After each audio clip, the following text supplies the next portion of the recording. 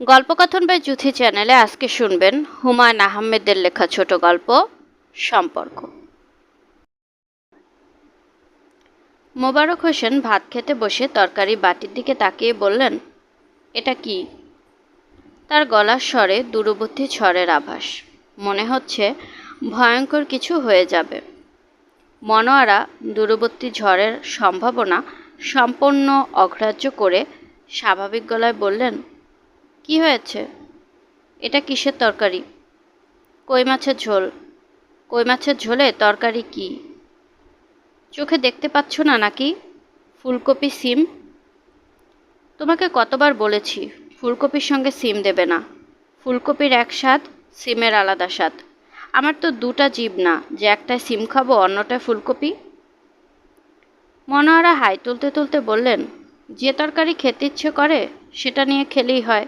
খেতে বসে খামাখা চিৎকার করছো কেন? এই তরকারি তো আমি মরে গেলেও খাবো না। না খেলে না খেও, ডাল আছে ডাল খাও।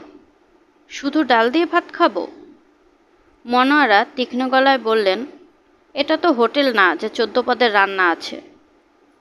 মোবারক হোসেনের প্রচণ্ড ইচ্ছে হচ্ছে তরকারির বাটি ছুঁড়ে মেঝে ফেলে দিতে। এই কাজটা করতে পারলে রাগটা ভালো দেখানো হয়। এতটা বাড়াবাড়ি করতে সাহসে কুলাচ্ছে না। মনোয়ারা সহজ পাত্রী না। তার চীনামাটির বাটি ভাঙলে সে চুপ করে থাকবে, এটা হবার কথা না। মোবারক হোসেন কই মাছের ঝোলের বাটি ধাক্কা দিয়ে সরিয়ে উঠে দাঁড়ালেন। ধাক্কাটা হিসেব করে দিলেন, যেন তরকারি পড়ে যায় আবার বাটিটাও না ভাঙে। মনোয়ারা বললেন, কি হলো, খাবে না? মোবারক হোসেন কিছু না বলে ভাতের থালায় হাত ধুয়ে ফেললেন। থালায় ভাত ভরা ছিল। কিছু ভাত নষ্ট হলো। হাত ধোয়ার দরকার ছিল না, তার হাত পরিষ্কার। খাওয়া শুরুর আগে গণ্ডগোল বেঁধে গেল। মনোয়ারা বললেন, ভাত খাবে না? মোবারক হোসেন বললেন, না, তোমার ভাতে আমি ইয়ে করে দেই। বাক্যটা খুব কঠিন হয়ে গেল। রাগের সময় হিসেব করে কথা বলা যায় না। তবে কঠিন বাক্যেও কিছু হলো না। মনোয়ারা খুবই স্বাভাবিক ভঙ্গিতে তরকারির বাটি, ডালের বাটি তুলে ফেলতে শুরু করলেন, যেন কিছুই হয়নি। মোবারক হোসেন স্তম্ভিত হয়ে পড়লেন। পরিবারের প্রধান মানুষটা রাগ করে বলেছে ভাত খাবে না, তাকে সাদাসাদি করার একটা ব্যাপার আছে না? মনোয়ারা কি বলতে পারত না, ভুল হয়েছে, ভবিষ্যতে আর কখনো সিম আর ফুলকপি একসঙ্গে রাঁধা হবে না? কিংবা বলতে পারত, 2 মিনিট বসো, চট করে একটা ডিম ভেজে দেই, শুকনা মরিচ আর পেঁয়াজ কষলে মরিচের ভর্তা বানিয়ে দিই। মরিচের ভর্তা তার অত্যন্ত প্রিয়। এই জিনিসটা বানাতে কতক্ষণ লাগে? তা না, ভাত তরকারি তুলে ফেলছে। 30 বছরের বিবাহিত জীবনের এই হলো ফসল। মোবারক হোসেনের তীব্র ইচ্ছে হলো বাড়িঘর ছেড়ে গৌতম বুদ্ধের মতো বের হয়ে পড়েন। এরকম ইচ্ছা তার প্রায়ই হয়। বাড়ি থেকে বেরও হন। রেল স্টেশনে গিয়ে ঘণ্টাখানেক বসে থাকেন। মোল্লার দৌড় মসজিদ পর্যন্ত, তার দৌড় রেল স্টেশন পর্যন্ত। মোবারক হোসেন নান্দাইল রোড স্টেশনের স্টেশন মাস্টার। রাত 9টার একটা আপ ট্রেন ছেড়ে দিয়ে খেতে এসেছিলেন। খেতে এসে এই বিপত্তি, সিম আর ফুলকপির ঘোট বানিয়ে বসে আছে। মোবারক হোসেন মাফলার দিয়ে কান ঢাকতে শুরু করলেন। এটা হলো তার ঘর ছেড়ে বাইরে যাবার সংকেত। অতি সহজে তার কানে ঠান্ডা লেগে যায়। এজন্যই সবসময় মাফলার দিয়ে কান ঢাকতে হয়। আর এবছর ত্রুন্দা অঞ্চলের শীত পড়েছে। আগুনের উপর বসে থাকলেও শীত মানে না। মনোয়ারা বললেন, যাচ্ছ কোথায়? তিনি জবাব না দিয়ে চাদর গায়ে জড়ালেন। স্টেশনে যাচ্ছ? তিনি এই প্রশ্নেরও জবাব দিলেন না। হাতমোজা পরতে লাগলেন।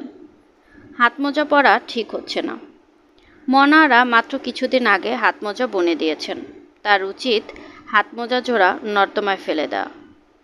কিন্তু বাইরের মাঘ মাসের দুর্দান্ত শীত। খোলা মাঠের উপর রেল স্টেশন। শীত সহ্য হবে না। গৌতম বুদ্ধ কপিলাবস্তুতে না থেকে যদি নান্দাইল রোডে থাকতেন এবং মাঘ মাসে গৃহত্যাগ করতেন, তাহলে তিনিও হাতমোজা পরতেন, গলায় মাফলার বাঁধতেন। রাতে ফিরবে, না ফিরলে বলে যাও, দরজা লাগিয়ে দেব। যা ইচ্ছা করো। আমি কিন্তু শুয়ে পড়লাম। রাত দুপুরে ফিরে এসে দরজা ধাক্কাধাক্কি করবে না। তোর বাপের দরজা সরকারি বাড়ির সরকারি দরজা, আমার যখন ইচ্ছা ধাক্কাধাক্কি করব। তুই তোকারি করবে না, আমি তোমার ইয়ার বন্ধু না। চুপ, একদম চুপ, নো টক। মোবারক হোসেন অগ্নির দৃষ্টিতে স্ত্রীর দিকে তাকালেন। সেই দৃষ্টির অর্থ, তুমি জাহান্নামে যাও। তিনি ঘরের কোনায় রাখা ছাতা বের করে বের হয়ে গেলেন। তিনি বের হওয়া মাত্র দরজা বন্ধ করার ছপাং শব্দ হলো। মোবারক হোসেন ফিরে এসে বন্ধ দরজায় প্রচণ্ড লাথি বসালেন। এতে তার রাগ সামান্য কমল। তিনি রেল স্টেশনের দিকে রওনা হলেন।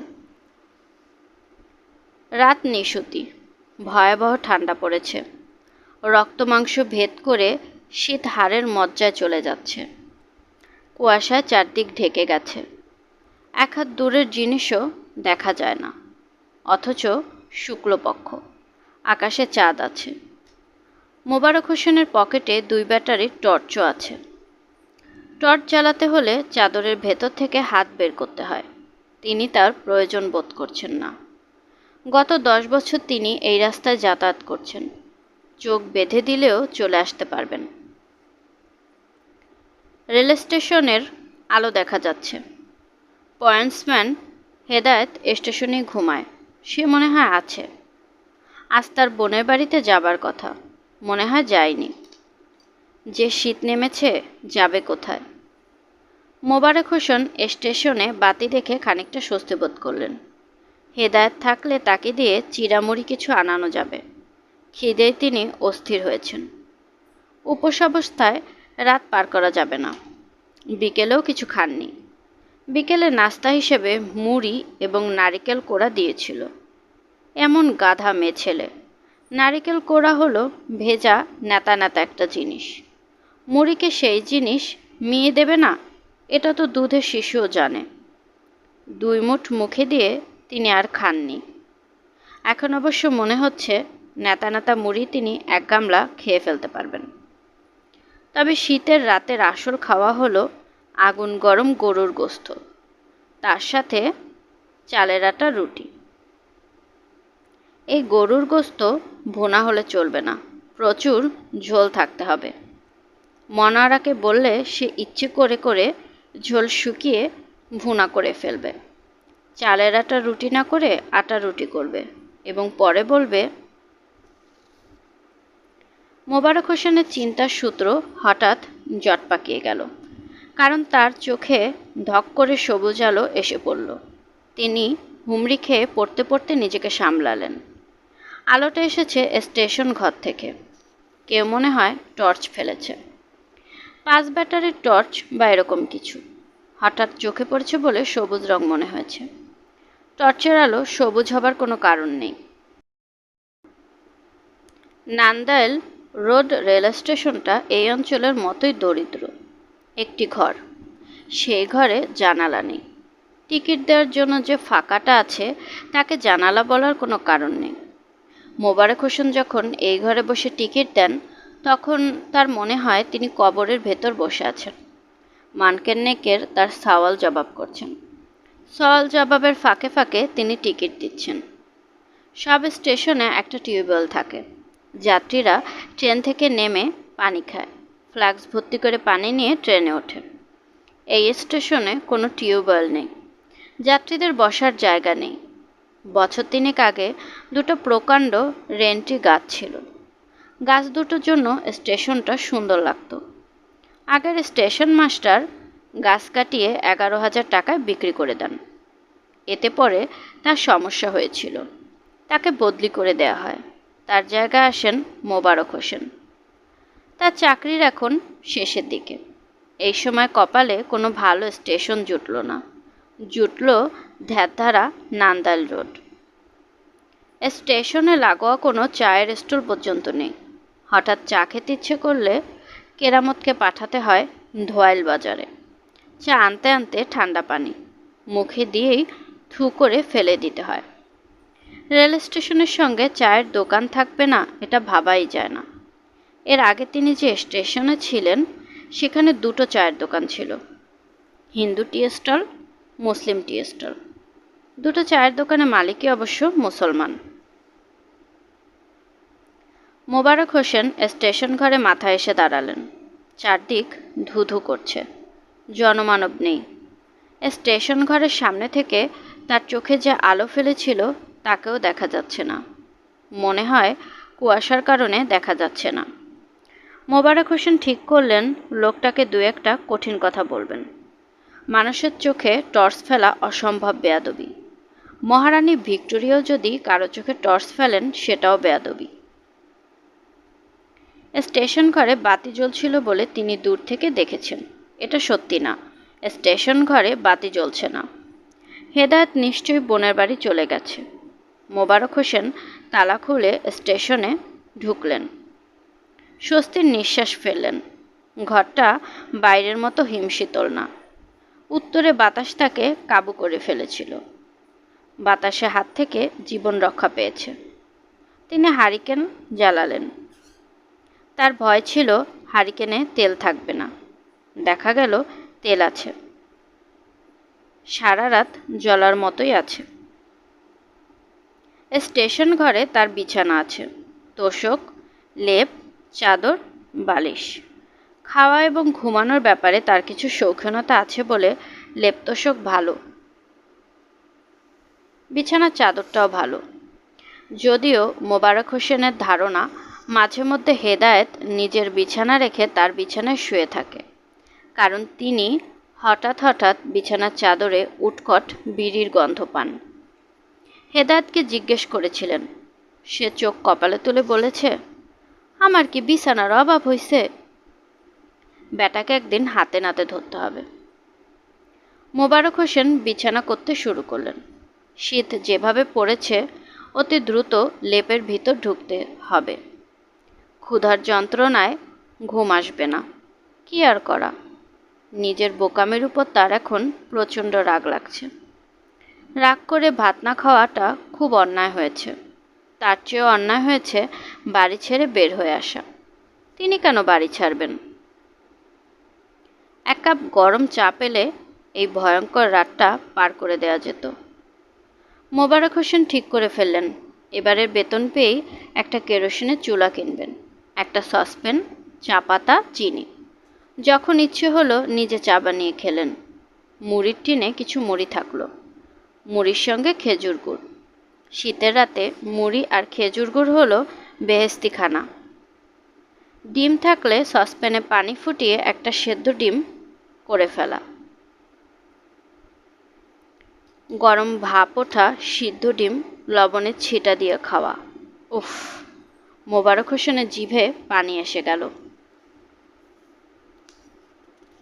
মোবারক হোসেনের খাদ্য সংক্রান্ত চিন্তার সূত্রটি আবারও জট পাকিয়ে গেল। আবারও তার চোখে সবুজ আলো ঝলসে উঠল, এমন কড়া আলো যে আলো নিভলে চারদিক কিছুক্ষণের জন্য অন্ধকারে ডুবে যায়। হারিকেনের আলো সেই অন্ধকার দূর করতে পারে না। চিকাদের কিসকিস জাতীয় কিছু শব্দ শুনলেন। শব্দটা আসছে দরজার কাছ থেকে। ছায়ামূর্তির মতো কিছু একটা দরজায় দাঁড়িয়ে। সবুজ আলোর ঝলক চোখ থেকে না গেলে ছায়ামূর্তির ব্যাপারটা পরিষ্কার হবে না। ভূতপ্রেত না তো? আয়াতুল কুরসিটা পড়া দরকার। সমস্যা হচ্ছে এই সূরাটা তার মুখস্থ নাই, মনোয়ারার আছে। সে কারণে অকারণে আয়াতুল কুরসি পড়ে। কে জানে এখনও হয়তো পড়ছে। খালি বাড়ি, মেয়ে ছেলে একা আছে, ভয় পাবারই কথা। শীতকালে আবার ভূত প্রেতের আনাগোনাও একটু বেশি থাকে। মোবারক হোসেনের চোখে আলো হয়ে এসেছে। তিনি হাঁ করে দরজার দিকে তাকিয়ে আছেন। চিকার কিসকিস শব্দটা সেখান থেকে আসছে। দরজা ধরে একজন মেয়ে মানুষ দাঁড়িয়ে আছে। কিসকিস শব্দ সেই করছে। যে দাঁড়িয়ে আছে সে আর যাই হোক ভূত প্রেত না। ভূত প্রেত হলে টর্চ লাইট নিয়ে দাঁড়িয়ে থাকবে না, ভূতের পায়ে বুট জুতা থাকবে না, মাথায় হ্যাট জাতীয় জিনিসও থাকবে না, চোখে রোদ চশমাও থাকবে না। মোবারক হোসেন বিড়বিড় করে বললেন, আপনার পরিচয়? বলি মোবারক হোসেন মেয়েটির দিক থেকে দৃষ্টি ফিরিয়ে নিলেন। কারণ তার ভয় হতে লাগলো। মেয়েটি বলে বসবে, আমি মানুষ না, অন্য কিছু। এখন তার মনে হচ্ছে ভূত প্রেতের হাতে টর্চ লাইট থাকতেও পারে, এটা বিচিত্র কিছু না। একবার তিনি একটা গল্প শুনেছেন। রাতে এক ভূত সাইকেল চালিয়ে যাচ্ছিল, তবে সাইকেলের চাকা রাস্তায় ছিল না, রাস্তা থেকে আধা ফুটের মতো উপরে ছিল। ভূত যদি সাইকেল চালাতে পারে তাহলে টর্চ লাইটও হাতে নিয়ে নিতে পারে, চোখে রোদ চশমাও পরতে পারে, চিকার মতো কিসকিসও করতে পারে। আমার নাম এলা, আপনি কি আমার কথা এখন বুঝতে পারছেন? মোবারক হোসেন আবারও বিড়বিড় করে বললেন, জি। পরিষ্কার বুঝতে পারছেন? জি। বাংলা ভাষায় কথা বলছেন, বুঝবো না কেন? না, আমি বাংলা ভাষায় কথা বলছি না। আমি আসলে কোনো ভাষাতেই কথা বলছি না। আমার চিন্তাগুলো সরাসরি আপনার মাথায় পাঠিয়ে দিচ্ছি। আপনি যে ভাষায় কথা বলছেন সেই ভাষাও আমি বুঝতে পারছি না, তবে আপনার মস্তিষ্কের চিন্তা বুঝতে পারছি। মোবারক হোসেন ক্ষীণস্বরে বললেন, জি আচ্ছা, ধন্যবাদ। আপনি এই ক্ষমতাকে দয়া করে কোনো টেলিপ্যাথিক বিদ্যা ভাববেন না। এই ক্ষমতা আমার নেই। আমি এই কাজটার জন্য ছোট্ট একটা যন্ত্র ব্যবহার করছি। যন্ত্রটার নাম LG9000। মোবারক হোসেন আবার যন্ত্রের মতো বললেন, জি আচ্ছা, ধন্যবাদ। আপনি কি আমাকে ভয় পাচ্ছেন? জি না। আয়াতুল কুরসি ব্যাপারটা কি? আপনি মনে মনে সারাক্ষণ আয়াতুল কুরসি কথা ভাবছেন। সে কে? এটা একটা দোয়া, আল্লাহ পাকের পাক কালাম। এই দোয়া পাঠ করলে মন থেকে ভয় দূর হয়। জিন ভূতের আশ্রয় থেকে আল্লাহ পাক মানবজাতিকে রক্ষা করেন। তার মানে আপনি আমাকে ভয় পাচ্ছেন? মোবারক হোসেন শুকনো গলায় বললেন, জি না। ভয় না পেলে ভয় কাটানোর দোয়া পড়ছেন কেন? মোবারক হোসেন কি বলবেন বুঝতে পারলেন না। তিনি ভয় পাচ্ছেন এবং বেশ ভালো ভয় পাচ্ছেন। মেয়েটা কথা বলছে, কিন্তু তার ঠোঁট নড়ছে না। ভয় পাওয়ার জন্য এটাই যথেষ্ট। তার উপর এমন রূপবতী মেয়েও তিনি তার জীবনে দেখেননি। পরিস্থানের কোনো পরিণাত নির্জন রাতে পরীরা মাঝে মাঝে পুরুষদের ভুলিয়ে ভালিয়ে পরিস্থানে নিয়ে যায়, নানান কুকর্ম করে পুরুষদের সিবরা বানিয়ে ছেড়ে দেয়। এ জাতীয় গল্প তিনি অনেক শুনেছেন। তবে পরীরা যুবক এবং সুদর্শন অবিবাহিত ছেলেদেরই নিয়ে যায়। তার মতো আধবুড়াকে নেয় না। তাকে ছিবড়া বানানো কিছুই নেই, তিনি ছিবড়া হয়ে আছেন। মোবারক হোসেন, জি। আমি আপনাকে আমাদের দেশে নিতে পারবো না, ইচ্ছে থাকলেও পারবো না। আমার সেই ক্ষমতা নেই। আমি এসেছি ভবিষ্যৎ পৃথিবী থেকে, পরিস্থান থেকে নয়। আপনাকে ছিবড়া বানানোর কোনো ইচ্ছা আমার নেই। সিস্টার, আপনার কথা শুনে খুব ভালো লেগেছে, থ্যাংক ইউ। আজকের তারিখ কত দয়া করে বলবেন? মাঘ মাসের 12 তারিখ। ইংরেজিটা বলুন, কোন সন? জানুয়ারি 3, 1997। আমি আসছি 3001 সন থেকে। আসার জন্য ধন্যবাদ। সিস্টার, ভিতরে এসে বসুন, দরজা বন্ধ করে দেই, বাইরে অত্যধিক ঠান্ডা। মেয়েটি ভেতরে এসে দাঁড়ালো। মোবারক হোসেন দরজা বন্ধ করলেন। তারপর মনে হলো কাজটি ঠিক হয়নি। দরজা খোলা রাখা দরকার ছিল, যাতে প্রয়োজনে খোলা দরজা দিয়ে দৌড়ে পালিয়ে যেতে পারেন। মনোয়ারার সঙ্গে রাগ করে বাড়ি থেকে বের হওয়াটাই ভুল হয়েছে। দরজা বন্ধ করার পর এলা টেবিলের দিকে এগিয়ে এলো। মোবারক হোসেন চেয়ার এগিয়ে দিলেন। এলা বসতে বসতে বলল, মনোয়ারা কে? আপনি সারাক্ষণ এই নামটি মনে করছেন? জি, আমার স্ত্রী। এলা বিস্মিত হয়ে বলল, স্ত্রী? আপনার স্ত্রী আছে? কি আশ্চর্য! মোবারক হোসেন তাকিয়ে আছেন। তার স্ত্রী থাকা এমনকি বিস্ময়কর ঘটনা যে মেয়েটা চোখ কপালে তুলল। রাস্তায় ভিক্ষা করে যে ফকির, তারও একটি ফকিরিনী আছে। তিনি রেলে কাজ করেন। ছোট চাকরি হলো সরকারি চাকরি, কোয়ার্টার আছে। স্ত্রীর উপর কি কোনো কারণে আপনি বিরক্ত হয়ে আছেন? Yes, sister. তার উপর রাগ করেছি বলেই স্টেশনে এসে একা একা বসে আছি। খুবই ইন্টারেস্টিং পয়েন্ট। LG9000 এই পয়েন্ট নোট করছে। বিজ্ঞান কাউন্সিলে আমরা আপনার কথা বলবো। র্যান্ডম স্যাম্পলে আপনি সদস্য হচ্ছেন। আশা করি আপনার বা আপনার স্ত্রীর এ বিষয়ে কোনো আপত্তি হবে না। কোনো কিছু না বুঝি মোবারক হোসেন খুবই বিনীত গলায় বললেন, জি না ম্যাডাম। এতক্ষণ সিস্টার বলছিলেন, এখন ম্যাডাম বলা শুরু করলেন। সিস্টার ডেকে ঠিক স্বস্তি পাচ্ছিলাম না। সিস্টার ডাকের মধ্যে হাসপাতালের গন্ধ আছে। হাসপাতাল মানে অসুখ বিসুখ, সে তুলনায় ম্যাডাম ডাকটা ভালো। স্ত্রীর ওপর যখন রাগ করেন তখন আপনি স্টেশনে থাকার জন্য চলে আসেন, আর যখন স্টেশনে আসেন না তখন স্ত্রীর প্রতি থাকে আপনার ভালোবাসা। জি না, রাগ করলেও অনেক সময় বাসায় থাকি। গতকাল রাগ করেছিলাম, তারপরও বাসায় ছিলাম। কী কারণে রাগ করেছেন বলতে কি কোনো বাধা আছে? জি না ম্যাডাম, বলতে বাধা নেই। তাহলে বলুন।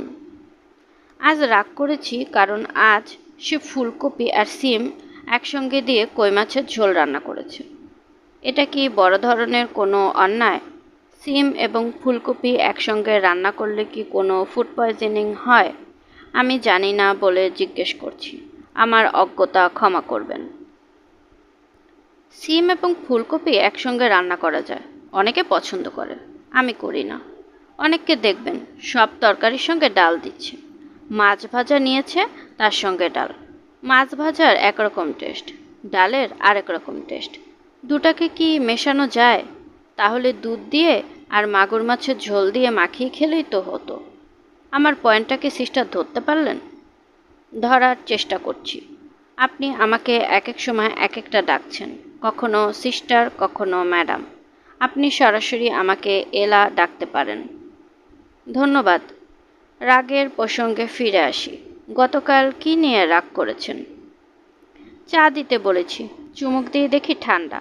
ঠান্ডায় যদি খাই তাহলে চা খাবার দরকার কি? শরবত খেলেই হয়। শুধু ঠান্ডা হলেও কথা ছিল, দেখে এলাচের গন্ধ। চা কি পায়েস নাকি যে এলাচ দিতে হবে? ম্যাডাম, ঠিক বলছি না? আমি বলতে পারছি না, কারণ চা নামক বস্তুটি সম্পর্কে আমার ধারণা নেই। শীতের সময় খুবই উপকারী। নেক্সট টাইম যদি আসেন ইনশাল্লাহ আপনাকে চা খাওয়াবো। চা, চিনি, দুধ সব থাকবে। আর কখনো আসবো বলে মনে হচ্ছে না। আপনার স্ত্রীর সঙ্গে আর যেসব কারণে রাগারাগি হয় সেটা কি বলবেন? আপনাদের সব রাগারাগির উৎস কি খাদ্যদ্রব্য? জি না ম্যাডাম, ওর খাসিলত খারাপ, সব কিছুর মধ্যে উল্টো কথা বলবে। আমি যদি দক্ষিণ বলি, আমার বলাটা যদি তার অপছন্দ হয়, দক্ষিণ না বলে তার বলা উচিত পূর্ব বা পশ্চিম। তা বলবে না, সে সোজা বলবে উত্তর। আপনি বলতে চাচ্ছেন বিপরীত। 110 ভাগ বিপরীত। 110 ভাগ বিপরীত মানে কি? 100 ভাগের বেশি তো কিছু হতে পারে না। আপা, কথার কথা। আপা বলছেন কেন? আপনাকে বড় বোনের মতো লাগছে, এই জন্য আপা বলছি। দোষ হয়ে থাকলে ক্ষমা প্রার্থী। দোষ ত্রুটি না, আপনার কথাবার্তা সামান্য এলোমেলো লাগছে। যাই হোক, পুরনো প্রসঙ্গে ফিরে যাই। আপনার এবং আপনার স্ত্রীর সম্পর্ক তাহলে ভালো না? আপনিই বলুন ম্যাডাম, ভালো হবার কোনো কারণ আছে? আপনারা কি একে অন্যকে কোনো গিফট দেন? একেবারে যে দেই না তা না, ঈদে চাঁদে দেই, না দেয়াই উচিত। তারপরেও দেই। তারপর যেসব কথা শুনতে হয়, উফ। একটা বলুন শুনি। ঘরের কিচ্ছা বাইরে বলা ঠিক না, তারপরও জানতে চাচ্ছেন যখন বলি। গত রোজার ঈদে আমি নিজে শখ করে একটা শাড়ি কিনে আনলাম। হালকা সবুজের উপর লাল ফুল, বড় ফুল না, ছোট ছোট ফুল। সে শাড়ি দেখে মুখ বাঁকা করে বলল, তোমাকে শাড়ি কে কিনতে বলেছে? লাল শাড়ি আমি পরি? আমি লম্বা মানুষ, বহরে ছোট জাকাতের শাড়ি একটা কিনে নিয়ে এসেছো। জাকাতের শাড়ি ব্যাপারটা বুঝলাম না। গরিব দুঃখীকে দানের জন্য দেয়া হয়, শাড়ি বলা ঠিক না, বড় সাইজের গামছা। শেষ প্রশ্ন করি, আপনার স্ত্রীর প্রতি আপনার এখন তাহলে কোনো ভালোবাসা নেই? ভালোবাসা থাকবে কেন বলুন? ভালোবাসা থাকলে এই শীতের রাতে আমি স্টেশনে পড়ে থাকি? এলা নামের মহিলা হাতের টর্চলাইট জ্বালিয়ে কিছুক্ষণের জন্য চারদিকে সবুজ আলোয় ছয়লাভ করে আবার বাতিটা নেভালো। মোবারক হোসেনের দিকে তাকিয়ে হাসি মুখে বলল, আপনি স্টেশনে থাকতে আসায় আমার জন্য খুব লাভ হয়েছে। কী লাভ? আপনার সঙ্গে কথা হয়েছে, আপনার মতামত পেয়েছি। মতামত রেকর্ড করা থাকবে। ম্যাডাম কি এখন চলে যাবেন? হ্যাঁ, চলে যাব। তেমন খাতির যত্ন করতে পারলাম না, দয়া করে কিছু মনে করবেন না, নিজ গুণে ক্ষমা করবেন। খাতির যত্ন যথেষ্টই করেছেন এবং আমি আপনার ভদ্রতায় মুগ্ধ। আপনাকে একটা সুসংবাদ দিতে যাচ্ছি। আমি মনে করি এই সুসংবাদ শোনার অধিকার আপনার আছে। জি ম্যাডাম, সুসংবাদটা বলেন। দুঃসংবাদ শুনে শুনে কান ঝালাপালা, একটা সুসংবাদ শুনে দেখি কেমন লাগে। আপনার ভালো লাগবে। ভবিষ্যৎ পৃথিবী যেখান থেকে আমি এসেছি সেই পৃথিবীতে পুরুষ সম্প্রদায় নেই, শুধুই নারী। মোবারক হোসেনের মুখ হা হয়ে গেল। ভবিষ্যৎ পৃথিবীতে পুরুষ নেই, শুধুই নারী? এর মধ্যে সুসংবাদটা কোথায়? মোবারক হোসেন ধরতে পারলেন না। ভবিষ্যৎ পৃথিবীতে শুধুই পুরুষ, নারী নেই, এটা শুনলেও একটা কথা ছিল। এলা বলল, পৃথিবীর যাবতীয় সমস্যার শতকরা ৮০ ভাগ ছিল নারী পুরুষ ঘটিত সমস্যা, প্রেম ঘটিত সমস্যা, একসঙ্গে জীবনযাপনের সমস্যা। ইতিহাসে এমনও আছে যে শুধুমাত্র একটি নারীর জন্য একটি নগরী ধ্বংস হয়ে গেছে। আছে না? জি আছে, ট্রয় নগরী। গ্যালাকটিক ব্যুরো অফ স্ট্যাটিস্টিক্সের তথ্য অনুযায়ী পৃথিবীতে সংঘটিত অপরাধের শতকরা ৫৩ ভাগ নারী ঘটিত।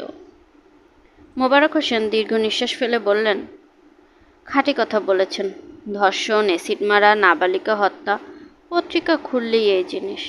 আল্লাহ পাক দয়া করেছেন, এখানে পত্রিকা আসে না। এলা বলল, মানুষকে এই সমস্যা থেকে মুক্তি দেওয়ার জন্য বিজ্ঞান কাউন্সিল একটা বৈপ্লবিক সিদ্ধান্ত নেয়। তাদের সিদ্ধান্ত হচ্ছে পৃথিবীতে পুরুষ এবং মহিলা বলে দু ধরনের মানব সম্প্রদায় থাকবে না। হয় থাকবে শুধু পুরুষ অথবা শুধু মহিলা। যুক্তিসঙ্গত কারণে শুধু মহিলা রাখার সিদ্ধান্ত গ্রহণ করা হয়, কারণ মহিলাদের ভেতরেই ২ রকমের ক্রোমোজোম, এক্স এবং ওয়াই আছে। বুঝতে পারছেন তো? কিছু না বুঝি মোবারক হোসেন বললেন, জি, আপনার কথাবার্তা পানির মতো পরিষ্কার, দুধের শিশুও বুঝবে।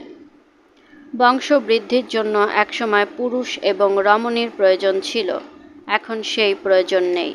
মানব সম্প্রদায়ের বংশবৃদ্ধি এখন মাতৃগর্ভে হচ্ছে না, ল্যাবরেটরিতে হচ্ছে। শিশু পালনের যন্ত্রণা থেকেও মানব সম্প্রদায়কে মুক্তি দেওয়া হয়েছে। ও এলা বলল, বর্তমান পৃথিবী সুন্দরভাবে চলছে, সমস্যাহীন জীবনযাত্রা। তারপরেও বিজ্ঞান কাউন্সিল মাঝে মধ্যে প্রশ্ন ওঠে, পুরুষশূন্য পৃথিবীর এই ধারণায় কোনো ত্রুটি আছে কিনা। তখনই তথ্য সংগ্রহের জন্য প্রাচীন পৃথিবীতে স্কাউট পাঠানো হয়। আমরা তথ্য সংগ্রহ করি, আমাদের পাঠানো তথ্য দৃঢ়ভাবে সমর্থন করে। পুরুষশূন্য পৃথিবী আদর্শ পৃথিবী। মোবারক হোসেন ভয়ে ভয়ে বললেন, আমরা পুরুষরা কি খারাপ? আলাদাভাবে খারাপ না, তবে পুরুষ যখন মহিলার পাশে থাকে তখন খারাপ। সবুজ আলো আবারও চোখ ধাঁধিয়ে দিল। আলো নিভে যাবার পরেও অনেকক্ষণ পর্যন্ত মোবারক হোসেন চোখে কিছুই দেখতে পেলেন না। অন্ধকারে চোখ সয়ে আসার পর তিনি দেখলেন ঘরে আর কেউ নেই, তিনি একা। মোবারক হোসেন সিগারেট ধরালেন এবং সঙ্গে সঙ্গেই নিশ্চিত হলেন এতক্ষণ যা দেখেছেন সবই চোখের ধান্দা। মন মেজাজ খারাপ ছিল, শীতও পড়েছে ভয়াবহ, সব মিলিয়ে চোখে ধান্দা দেখেছেন। একা একা স্টেশনে থাকা ঠিক না, আবার চোখে ধান্দা লাগতে পারে। স্ত্রীর সঙ্গে রাগ করে বের হয়ে এসে আবার ফিরে যাওয়াটা অত্যন্ত অপমানকর, কিন্তু কি আর করা, মানুষের জন্ম নিলে বারবার অপমানের ভেতর দিয়ে যেতে হয়। বাসায় ফিরে গেলেও খাওয়া দাওয়া করা যাবে না, কিছুটা রাগ তাতে দেখানো হবে। মোবারক হোসেন বাড়িতে ফিরলেন। মনোয়ারা বলা মাত্র হাত মুখ ধুয়ে খেতে বসলেন। মনোয়ারা এর মধ্যেই ফুলকপি দিয়ে মাছের ঝোল করেছেন এবং সেই ঝোল এত সুস্বাদু হয়েছে যা বলার না। রান্নাবান্নার কোনো ইতিহাসের বই থাকলে কই মাছের এই ঝোলের কথা স্বর্ণাক্ষরে সেই বইয়ে লেখা থাকার কথা। মোবারক হোসেনের খুব ইচ্ছে করছে এই কথাটা স্ত্রীকে বলা, শুনলে বেচারি খুশি হবে। কিন্তু তিনি কিছু বললেন না, কারণ মনোয়ারার চোখ লাল এবং ফোলা। সে এতক্ষণ কাঁদছিল। মোবারক হোসেন যতবারই রাগ করে বাইরে চলে যান, ততবারই মনোয়ারা কেঁদে চোখ ফুলিয়ে ফেলেন। এই তথ্যটা মোবারক হোসেনের মনে থাকে না। মোবারক হোসেন নরম গলায় বললেন, বউ, ভাত খেয়েছ? মনোয়ারা ভেজা গলায় বললেন, না। মোবারক হোসেন ভাত মাখিয়ে নলা করে স্ত্রীর মুখের দিকে এগিয়ে বললেন, দেখি হা করো তো। মনোয়ারা বললেন, ঢং করো না তো, তোমার ঢং অসহ্য লাগে। অসহ্য লাগলেও এ ধরনের ঢং মোবারক হোসেন প্রায় করেন। এলা নামের মেয়েটাকে এই গুরুত্বপূর্ণ কথাটা বলা হয়নি। মোবারক হোসেন মনোয়ারার দিকে তাকিয়ে বললেন, কই খাও, ভাত হাতে কতক্ষণ বসে থাকবো? মনোয়ারা বললেন, বুড়ো বয়সে মুখে ভাত ছি। ছি বললেও তিনি এগিয়ে এলেন, তার মুখ ভর্তি লজ্জামাখা হাসি। শুনছিলেন হুমায়ূন আহমেদের লেখা ছোট গল্প সম্পর্ক। আজকের গল্পটি কেমন লাগলো কমেন্ট করে জানাতে ভুলবেন না। আমি আমার নিজের মতো করে আপনাদেরকে গল্প পাঠ করে শোনানোর চেষ্টা করছি, তাই ভুল ত্রুটি কিছু হলে আশা করি ক্ষমা সুন্দর দৃষ্টিতে দেখবেন। গল্প পাঠ ভালো লাগলে প্লিজ আমার চ্যানেলটিকে সাবস্ক্রাইব করবেন। চাইলে অন্যদের সাথেও শেয়ার করতে পারেন। গল্পকথন বাই জ্যোতি চ্যানেলের সাথেই থাকবেন আশা করছি। আল্লাহ হাফেজ।